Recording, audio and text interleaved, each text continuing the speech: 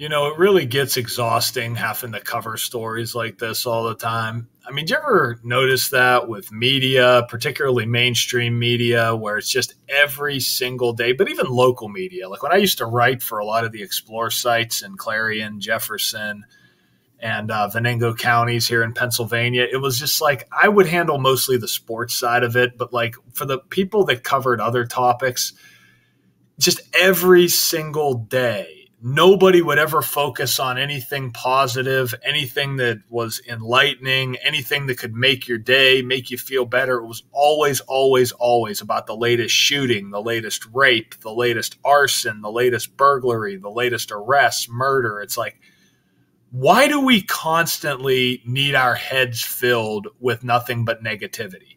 Now, this story involving Vermont hockey coach Todd Woodcroft is complete bullshit by the numbers, which is what the mainstream media always does.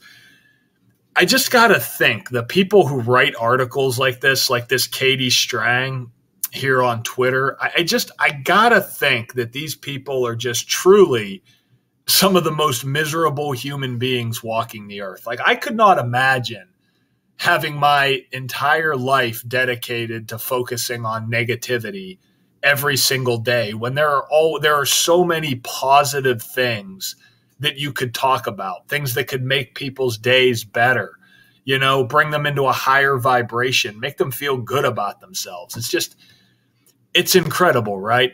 Like you look at Katie Strang when the NHL did this and they banned themed warm-up jerseys. You didn't see people upset about them banning the breast cancer awareness jersey. You didn't see them upset about banning the military appreciation warm-up jerseys. There was only one group of people that were outraged by this.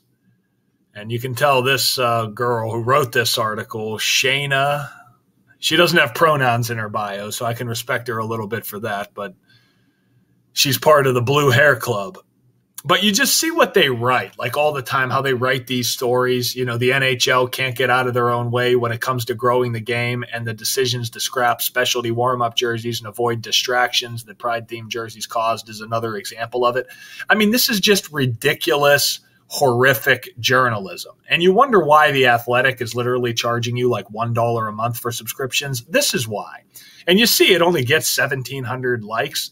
Let's just go through some of the comments here, just so that, we can restore our faith in humanity a little bit. It's just, you see how normal people react to this. Actually pushing all of this pride stuff pushes away many fans. Grow the game by wearing pride jerseys? Really? How about just focus on growing the game with youth? Continue to do programs like First Goal and more youth skating. Imagine a world where they can do both, like at the same time. Wow. I like this guy, Kim Jong Bettman. That's a funny parody. Although they may be a nice gesture, they provide nothing in a way of generating significantly more revenue and reaching a wider audience. All this talk of discrimination, but can someone please show me an instance where someone has been denied entry into an NHL arena? That's all you need to know, right? 153 likes. You just see how most people, they don't have these views, right? No, that is an example of a sports league trying to get back to just the sport. I mean, that's the way. I mean, even though this stuff, we know that these people are all part of the same cabal, at the same time, it's like you have to understand and respect other people's point of views. If you have to force your ideology onto people, you're not oppressed, but instead the oppressor. I hope more companies do this. Gay people aren't special. 100%. How are they getting in their own way? They made the right decision by getting politics out of hockey. I mean, again, you just see how, it's incredible how ass backwards the media is about everything. Like, imagine if you only listen to the mainstream media and you just engulf this day after day after day, and you were buying into all this mythical racism and mythical misogyny and all the words that don't exist, like homophobia and transphobia. Xenophobia, I think, is another one. I had to Google what that meant. I never heard of it before.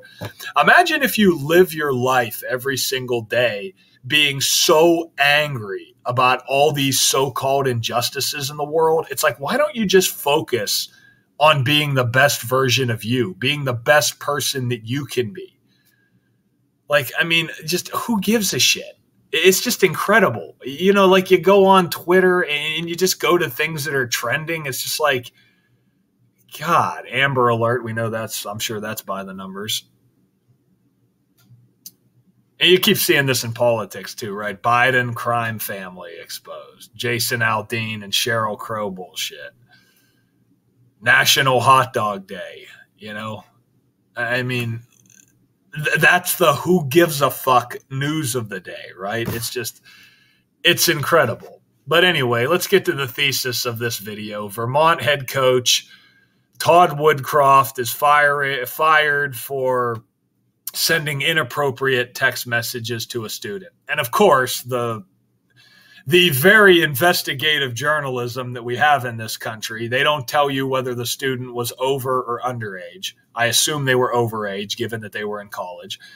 They don't tell you whether the student was male or female. They don't tell you the student's name. They don't tell you what inappropriate means. What were the message? Why was it a dick pic? If it was, that's pretty hilarious. I'm not saying that's right either, but I mean, come on.